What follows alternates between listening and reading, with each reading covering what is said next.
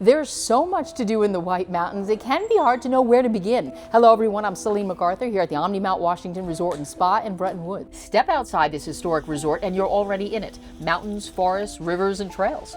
And for a lot of visitors, that's where the questions start. Which trail is right for me? Where should I go? What shouldn't I miss? What's worth my time? That's why more people are choosing guided adventures. Not because they can't go on their own, but because someone who knows the terrain changes everything. Your role is to make it special for that person, so getting to know them is the first step. At Bretton Woods, guests can explore the White Mountains through guided hiking, fly fishing, mountain biking, horseback riding, rock climbing, and ziplining adventures. One thing that people get from going out with a guide, whatever sport it may be, is you get that local knowledge that you wouldn't get just from reading on the internet. You get somebody who can relate to you, learn your interests, and respond to that. For some people, these mountains become a lifelong pursuit. Deb Shearer has completed all 48 of New Hampshire's 4,000 footers and has just 6 peaks left on the winter list.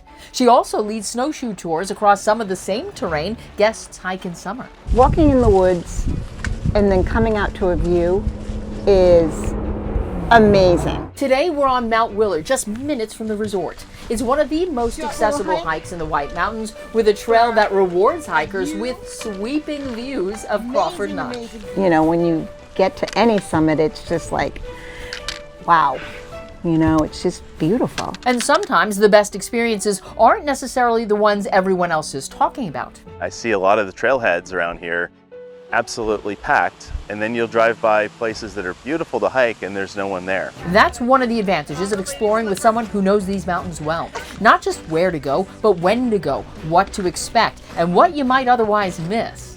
But these mountains also demand respect. What feels simple at the trailhead can feel very different a few thousand feet higher. New Hampshire Fish and Game rescues or searches for people 200 times a year. Matthew Holmes is a conservation officer sergeant with New Hampshire Fish and Game. He explains the kinds of mistakes that end in rescues. You know, our number one cause of issue is slip and fall. The second is being unprepared. And that goes anything from outdoor clothing to poorly laid plans to not having a light. That's where a knowledgeable guide and a little preparation can make all the difference. In all facets of life, you know, we look for, you know, the right information and a professional to do their job. So if somebody's visiting the area, they want, you know, a true New Hampshire experience, hiring a guide is a great way to go about doing that. Because in the White Mountains, the difference between a good day outside and a difficult one often comes down to knowing what you're getting into.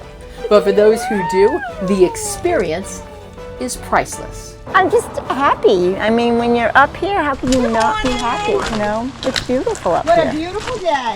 You can plan your next guided adventure at BrettonWoods.com or call the number at the bottom of your screen. And we'll see you here.